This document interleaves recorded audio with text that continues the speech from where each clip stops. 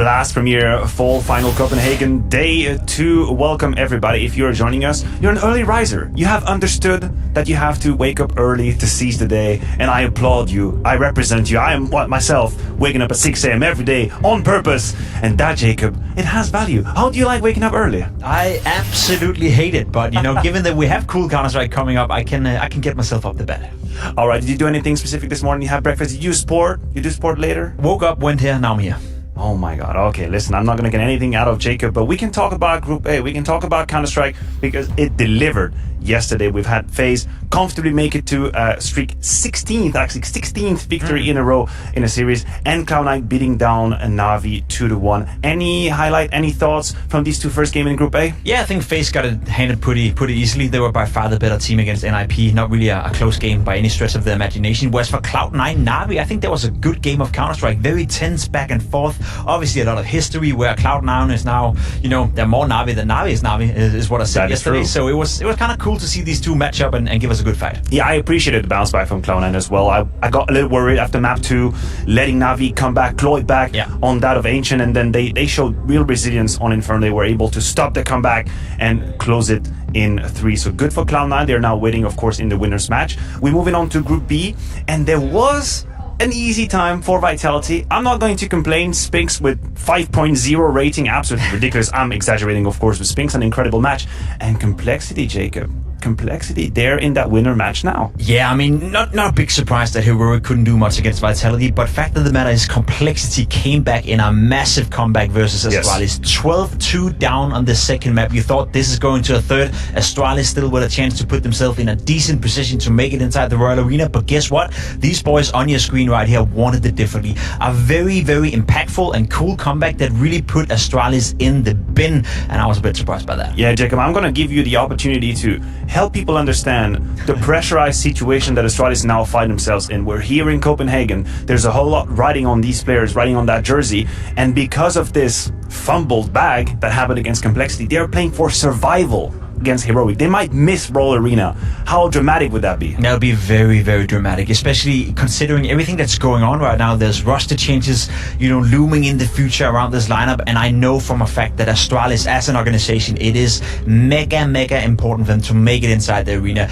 Make no mistake, just because Astralis haven't been the same team the past couple of years, they still have an awful lot of fans in Denmark who want to cheer for them, who wants to see them play, and if they fail to make it inside the Royal Arena one more time, which they've had a bit of a history of not really performing at this setting, then that would be a massive disappointment. Well, they still hold their fate into their own hands. Of course, they're going to have to move on from this sad loss yesterday. But from sad moments to happy moments, we have the CS Money Play of the Day. We were blessed with some great Counter-Strike, and we start with something that is close to my heart, a little bit of a boomage clutch, 1 versus 3. He's not necessarily the candidate that you would put in that position, but a whole lot of movement, and then the white swig with intention at the very end. Well job. Number 3, boomage. That was beautiful by boomage. Very impactful clutch as well. Unfortunately, they didn't win. However, Bit, the man on the screen right here, also showed up with a bit of a highlight with the Deagle. His crisp aim, we know it to be sharp. The Deagle right here, you can see it. 1, 2, 3, boom. Fact of the matter is that Bit is a monster, especially with a Deagle. Yeah, my Deagle don't work like that, I can tell you that much. And finally, the play of the day here, defying the odds and probabilities. We have Twist with an actual bottle flip. Look at this Molotov just staying in the air and staying on top of that. No way. I was told by Rugga that this is mathematically extremely rare. So Twist, good on you. Make sure you do a tutorial out there. Let us know how you do the bottle flip with Molotov. Maybe you can do a pin tip. Yeah, I'll try when I get home. All right, we'll try to get a pimp out of this. We have a day full of Counter-Strike coming your way. Guys, at home, this is the schedule that you are going to have coming your way. We're closing with Complexity versus Vitality, of course. That's for a spot in the semi-final. Survival, Astralis versus Heroic. We talked about it, and FaZe, Cloud9. But we kick things off with Navi versus NIP. We're going to talk about this game with Rugga joining us right after the break. So take a couple of glasses of water, hydrate yourself out there, and we'll catch you in 3 minutes.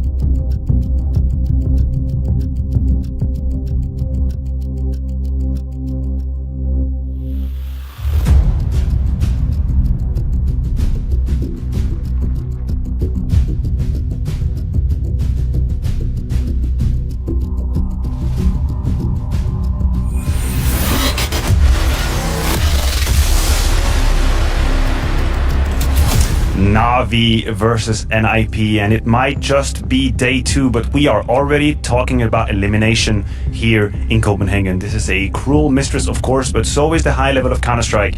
We see the players from NAVI arriving here at the Roll Arena in the concourse. A young roster, sure, but the expectations and the tension, the pressure is already up from the very beginning. Alexi B here coming up, and NIP, of course, their opponents. We welcome Rugge as well with us. Thank you so much for coming back. I appreciate that you didn't leave us in the dust after day 1. I would have understood, working with Jacob is not that easy. Anyway, moving on. What did you make of NIP and the small sample that we got yesterday against FaZe? I think there were some moments, right, where you could feel they strung a couple of rounds. You could see a little bit what they wanted to do, but overall, a little bit disconnect between new leadership on the server, whether you want certain people at certain areas, and also they played probably a little bit too slow and too easy to read for FaZe.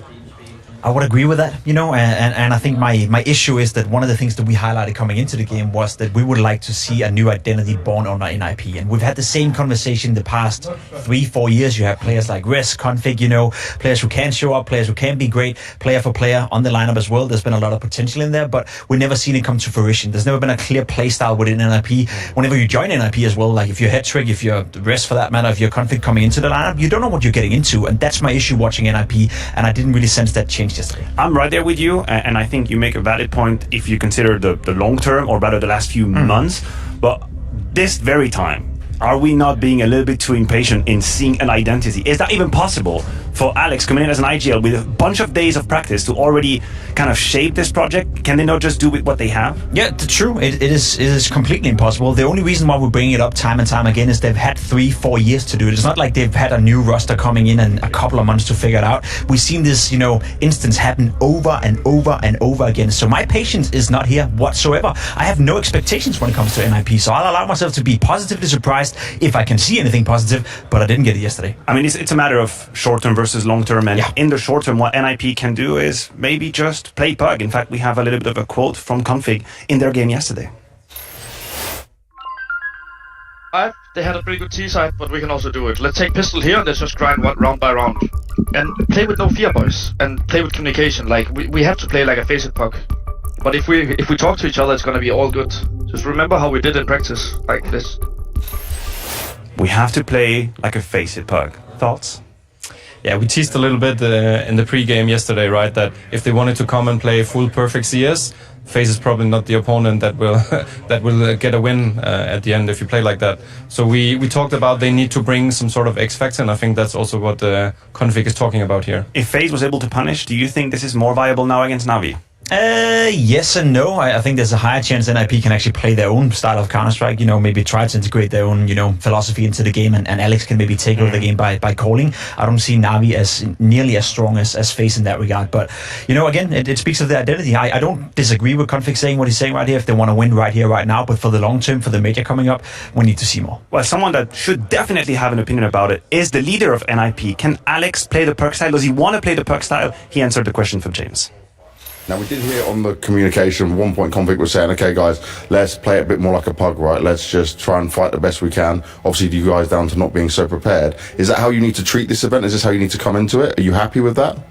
I'm so happy with the lack of practice that we have. I mean, I'm happy with all the things that we are doing, how we are working, and how we see the games in front of us. So. And today you're going up against NAVI. Obviously, there's no simple now on this roster. Does that make them a less intimidating team when you think about going up against them? It could be, but I don't think so. I think Wonderful is doing a really good job, and it's going to be a really hard match for us and for them also. Hope so. But yeah, I mean, they are a really good team. What's the biggest factor you've got that you feel like, okay, look, we have the individuals, or we have maybe the style right now that we can try and get this win? The biggest, I will say the unit. Okay. The unit now, do you see NIP as a unit from the outside? I mean, they definitely go through things we don't know about. From an outside perspective, do you feel it's a unit already, Rugge? I think it's too early. I think when you talk about unit being, 10 days into the project, is maybe thinking a little bit too many happy thoughts, because I think making that sort of bond already is very unique, and you see it very rarely. but it could be like the feeling of the kind of honeymoon thing, that they feel good, they have each other's back when things are going good, and they haven't really faced tough opposition besides like FaZe the last couple of games. Would you allow me to be completely honest right here, Matthew? I will give you this permission extra because I had extra more. Thank you so much. Right, when you look at a lot of teams, there's always some piece of a team that works and some pieces of a team that's a bit of a question mark. When I look towards NIP, I think Essetec coming in, big question mark. What is that? Rest for the past 5 years, big question mark. Config, the biggest question mark of question marks in Counter-Strike, almost. Hetrick, a guy that hasn't really shined as much as we would like to, also a bit of a question mark. And then Alex coming in, I'm not going to put a question mark on him because let's give him some time to actually get it done. But there's no single piece of this lineup where I feel comfortable saying, I know he's going to deliver, I know he's working, I know that's going to work out. That's my issue with NIP. It's one big goddamn question mark. It's one big question.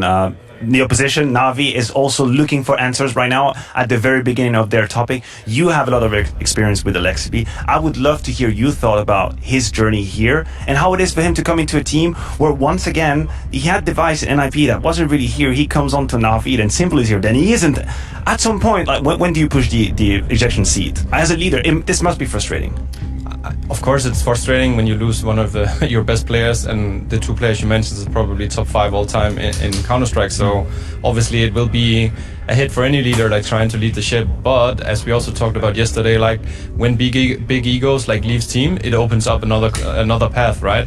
And I think that's what Alexi is good at. He's shown it time and time again, right? Grinding up for the ranks, making these like many like sleeper stars like into real stars. Maybe the results haven't been there like the last couple of years, but I feel like I could see the mark that is Alexi team yesterday. Okay, fair enough. We're going to give him time as well to establish whatever philosophy he wants to put forth in NAVI. And Jacob, there was a topic that I wanted to have your opinion on. We're talking about Simple living this team and giving it space to other players. And we're talking about a potential atmosphere being better and maybe a little bit less pressure. I want to flip that conversation and say, what about more responsibility on players? Do you think players are aware that yes, this might be great to have this atmosphere being lifted, but I have to do more. I have to give more. I have to compensate. Do you think this is something that the players are aware and maybe are starting to do? They have to be, because there's two very big differences in the way you phrase it, right? Is Simple giving space to more players, or are the players taking more space because he's not there? Because he can offer up a lot of space, but someone has to have the responsibility and someone has to have the balls to take it. Right. And we haven't quite seen that yet. Now, given we've only seen them play one game against Cloud9, and there were great moments in that game as well. We're looking towards players like Bit, who had a couple of highlights yesterday, but consistently didn't play well. Emma as well, that's a player I want to showcase. I want to see the best from that guy because he's a fantastic talent. So the space is now available, but as you said, who's going to take it? The space has to be taken. One of the players that we're looking towards, who's got great charisma, is JL, and he was catching up with James Bang before the game. Now, for you, I felt like you were talking a lot more. I wanted to ask if you maybe have more responsibility to actively talk in the team, actually put ideas, because Simple's not there, and obviously he was a big voice in the team. Honestly, about the in-game ideas, I maybe not say. I mean, I say my stuff, but I think one of the key points in that game was Alexi and Ime. Even though Ime didn't have like a great game, but he was doing the ideas, he was doing initiative, and we're playing off that. So Ime is doing the second voice now. And is that like a consistent thing? This is what you're working towards, having him in that secondary role? Yes, 100%. We want him to be the second voice. Okay, I like that. Now, as a team, what did you learn about this game playing with Wonderful? Obviously, he had a great debut as an individual side of things, but how much did you learn? Is there any things you looked at and said, okay, I need to adjust? Yes, we made some adjustments. We played some advantage situations really bad, so we lost a lot of 3v1s. We lost 2 3v1s and a 4v2, a 5v2. It was a crazy game, but just keeping our composure and keeping 100% focus, even though it's an advantage, playing together, sticking to the same idea, and we'll get through it. Now, I want to pick you guys' brain on it. When they say Ime is the target for secondary caller for the most ideas, I might be wrong, but he doesn't strike me as extremely authoritative in how he behaves, right? I somewhere have this idea that you have to be out there and take charge. Can that work? Am I just having stereotypes? Am I being too close-minded? That's possible. I feel I'm a little bit surprised by this statement. Thoughts? I think from the outside I would agree with you, but I had the honor of playing a streamer league with him, you know, where I picked him to my team, and he was one calling throughout the entire thing. He was carrying the ship, and he was communicating an awful lot, and he was very good at it. So for me, it's not that big of a surprise, but I can see from the outside why you wouldn't think so. Yeah, but I also think there's like a couple of layers to it, right? It could also be that he's the guy that sparks the conversation for a guy like JL to then build pieces around it as well on his part of the map, right? So I think the key is just to know who gives the inputs and like who sparks the conversation, so you build the whole overview as a team. And I feel like that's what I envision Navi as right now with the players they have. That even Wonderful coming in, like if he gets these like small inputs from IM and Alexi, maybe that's the thing that kicks his engine running, you know. And we're definitely going to need players from Navi to step up and have these kind of impulses for the game to have an identity. But how are you as Alexi be encouraging them to do it while also avoiding the chaos? I feel like this is the conundrum he's playing with. Yeah, I think again it's like situational, right? Because I know Alexi likes the players to take responsibility, and then if something is off, he takes over, you know. But he can also take over from the beginning. But obviously that's when you have maybe a lower quality of players. Right. So you need to do everything. Like the famous one, yeah, he's always micromanaging. Yes, he did it a lot in OG. We didn't have that much experience. Maybe the players didn't like have the responsibility in the previous teams. But I guarantee you he didn't do it in G2. Well, we'll have to see. Both teams definitely at the beginning of what could be a long journey. Who says Counter-Strike? Who says game? Says prediction. Of course, that comes hand in hand with it. Yesterday, you and I, Jacob, we did relatively okay. I'm looking over at some of the dissensions that we see. What's up with the Cream Bears? This was yesterday, right? No, this is today actually. Why are they going against the current all the time? Are they so ahead of time? Yeah, but why do we only have 4 lives? People must have been stealing from us left, right, and center. What the hell is going on? I need to know. We need to know. We need to know who stole lives from us. What the hell? Okay, well, listen, we're gonna need to have conversations. I see. Okay, Mohan and Connor took lives from us. And then Freya and Maui Snake took lives from us, Jacob. Well, they're gonna die then. Would you look we're about to have a conversation in the green room. I think it's time to bust out the baseball bat, maybe. But it's also time to bring out our casters, the Cream Bears. Up to you guys. I couldn't help but notice they removed the life from us. They did. They're talking about us going against the curve, and they're stealing our precious lives. We only have 3 left. We could be knocked out on day 2. We're speedrunning this. Just like one of these team landers. A good segue, I suppose. We've got the losers game, NIP versus NAVI. Yes. Day 2 here, the 4 finals in the Royal Arena, ladies and gentlemen. This one should be a bit of a banger.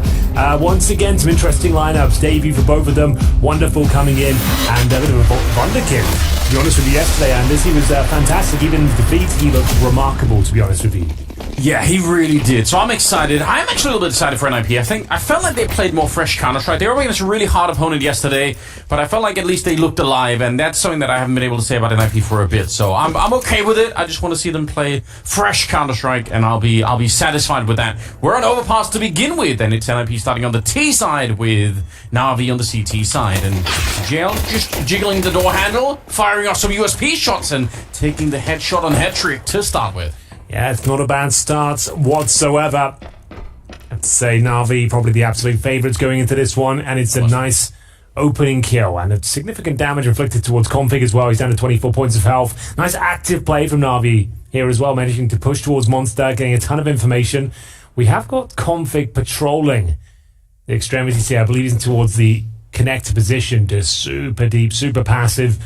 Trying to find any CTs, doing exactly this, pushing and exploring the map. They're going to have to finish in towards A as they make their way towards bathroom. They still have a couple of smokes under, so one for the bank, one for CT spawn, flashbangs over. At this point, it's not looking good to win the pistol round, but maybe they can get the plan and have a fighting chance going forward, because time is running very low and Bits has got B on lockdown. The problem with those smokes as well is that they're going to land behind the CTs, right? So you still need to actually fight and win. It's fine to stop rotations, but they're not going to help unless you can break through.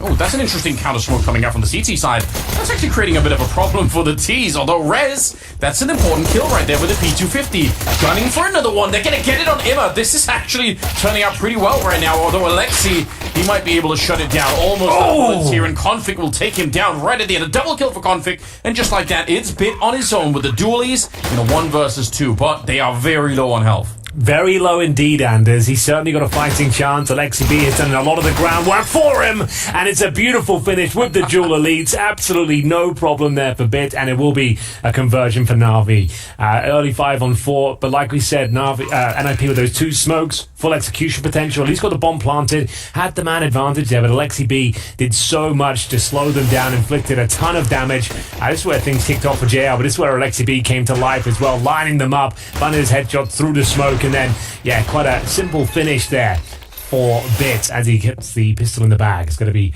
wonderful. Managing to get some funds in the bag going forward, get the all-power nice and early, you would imagine. He was pretty good yesterday, Alexi. Very good. From memory serves. So yeah, that's something to look forward to. That's not always necessarily been. And it was on the pistols as well. He got like 3 kills on like every pistol round, it felt like. So that trend's continuing here. That's it is going to be that second round force buy. Like we said, they get the bomb planted at the very least. They've got something to work with here, ladies and gents. So the Galils, single AK, Tech 9 as well. It's a really potent setup built around Rez. S-Tag's been found out with the Tech 9 towards short, and JR doesn't fancy the fight just yet. Going to be retreating here somewhat, but still pretty committed. Needs a bit of backup. That's surely a free kill, and it will be. You'll take it. They lose the Tech 9 on the one side. A little bit of a boost coming over. Bits. That should be a free kill of a Config. He just happened to find himself in the right corner. Unbelievable. I think, you time that slightly differently, and Config's wide enough open that you're going to be able to get the kill on him. Okay, well, 4 versus 4, and they're going to do the rotation up long, it looks like. Yeah, it's a bit of a reset of the round, and you're right, we're going to head towards long, and this could be quite difficult to deal with here. It's going to be wonderful defending the A bomb site right now, just with the MP9, the SMG. He's got an HE grenade, but right now you can see this jump spotting. He'll get one towards long in terms of information, but here comes a little executions. That grenade is going to be everything for him. Oh, it's a beauty as well.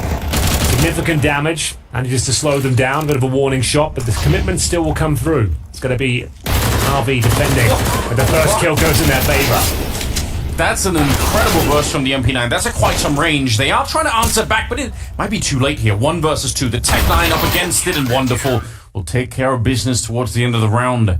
I can't believe he hit that for the first burst. I know you've been warning us about the MP9 for quite a while, but my God, I'm still surprised when I see it work at that range. Honestly, with the burst fire like that, it sometimes looks like a rifle. The absolute really masters of it can do some incredible things with that particular weapon. MP9 still continues to be the best gun in the game, it would seem. And it's wonderful. Closing things down. He was the solo A defender, manages to survive the round.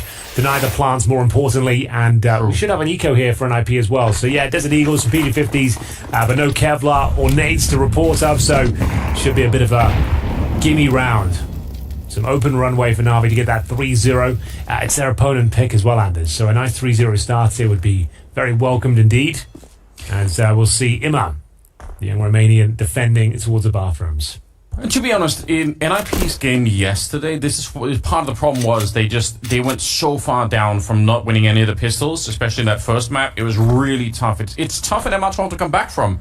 Hate to say it, but it's true. If you end up losing all of the pistol rounds and you can't really convert them quickly, you can fall behind a lot. Bear in mind as well, this is the debut event for Alex, new in-game leader. Yeah. They've got a few days practice, and we even heard in their comms yesterday, they were saying, let's just go with that pug style. Let's just pretend like it's FaZe. Let's just do what we can here. And that's fine, but it kind of suggests that they're not really in a position to go too deep in this tournament. It's just about getting reps in, and Config shows us how talented he is with that Desert Eagle. Beautiful shot on Imma, and that makes things a bit uncomfortable now. Bear in mind, they don't have Kevlar or any more utility, but they've got the early advantage here. Oh, good job on Alexi to juggle the weapon back so no one can pick it up. Wonderful up close, but Head Trick will find him. Molotov down preemptively, but Alexi's going to get run down. He can't even get a single kill on that one. Way overworked through the position. There's the burst at range. Unbelievable. Double headshot. Rez and S-Time both going down. And an HE right on top that almost kills Alex. 2 versus 2, but my God, NAVI are quick on this retake. They've got the rifles in hand. NIP can still win this, especially if they keep this up. It's Headtrick that brings it into a 2 versus 1. Bear in mind, these players are very squishy. The swing will come in, and Alex is absolutely bloody loving it. Look at that passion, Anders. Yeah, Config doesn't know what to do with this energy.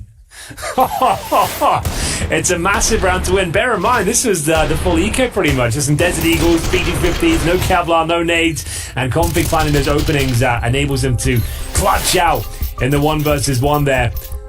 And 2-1 now as we get a bit of a timeout as well. So it's all to play for. An eco victory, Anders. You love to see it so early in the morning. Yeah, and a potential team speak, I believe. Maybe we can get a listen in during the tech course. Oh, let's have a look. Let's be a little bit more relentless, boys, when we go on that side, kinda. Let's just try to kill him. That's actually incredible advice. Yeah. I've thought about this too often, but should try to kill them. Honestly, that's what it all comes down to at the end of the day. And you can have the world's best strategies, the in-game leader, the coach, but if you can't kill them, what good is any of them? He did also bring up a keyword, I guess, relentless. So I guess that was probably more the key point here. Just try to really choke them out. That's really what they did. Like they were drowning Alexi in the bomb site. Yeah, they demonstrated a stifling play there. Like the Desert Eagle just swarming closer and closer. Each and every step, it's going to be NAVI now on the back foot to demonstrate their Eagle prowess. If any, it's going to be S attack though, finding the first frag, takes down Bits. That's towards Monster.